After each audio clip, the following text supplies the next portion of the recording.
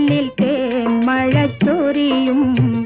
ചക്രവർത്തി കുമാര നിൻ മനോരാജ്യത്തെ രാജകുമാരിയായി വന്നു നിൽക്കാനൊരു മോഹം ശർക്കര പന്തലിൽ തേന്മഴ ചൊരിയും ചക്രവർത്തി